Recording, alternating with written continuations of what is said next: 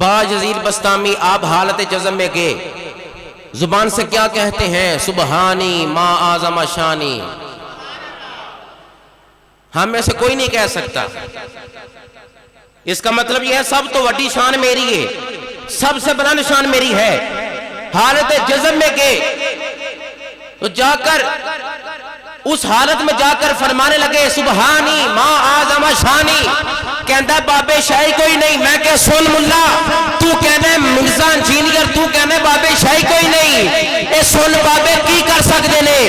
حضرت باجی بستامی نے جب بولا سبحانی ما اعظم شانی، حالت جزم میں تھے، جب اس حالت سے باہر آئے تلامذہ مریدین پاس سے، مریدین عرض کرتے ہیں حضور آپ نے یہ جملہ کہا؟ فرمایا میں نے تو نہیں کہا۔ فرمایا وہ میں تو نہیں تھا، میں نے تو نہیں کہا۔ حضور آپ نے بولا ہے اپنی زبان سے کہ سب سے بلند میری شان ہے۔ وہ اس وقت مستغرق تھے نور الہی کے جلووں میں، نور الہی کے جلووں میں مستغرق ہو کر بولا سبحانی ما اعظم شانی۔ تو جب مریدین نے کہا کہ آپ نے جملہ بولا ہے، فرمایا اگر اب بولوں نا میں تو میری گردن اڑا دینا۔ فرمایا اب میں بولوں نا، مریدین پریشان تھے کہ حضور نے یہ جملہ بولا ہے، اب فرما رہے ہیں نہیں بولا۔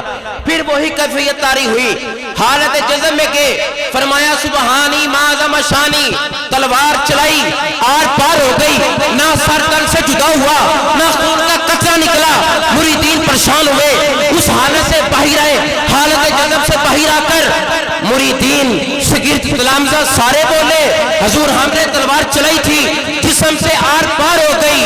فرمایا سمجھ جاؤ وہ پھر میں نہیں تھا، وہ پھر میں نہیں تھا، جس کو تم دیکھ رہے تھے وہ باجزید نہیں تھا۔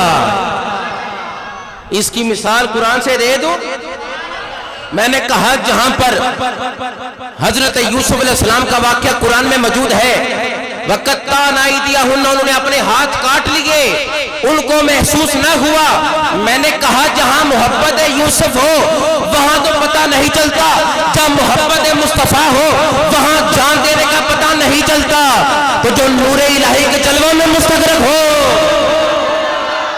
اسے کیسے پتہ چل سکتا ہے؟ سنو قرآن سے دلیل دے کے، کوئی یہ نہ کہہ دے کونوں گل کر کے نے، میں کہ قرآن دی دلیل ہے۔ محبت یوسف ہو ہاتھ کاٹ دے پتہ نہ چلے، تو جہاں نور الہی کے جلوے ہوں وہاں کیسے پتہ چل سکتا ہے؟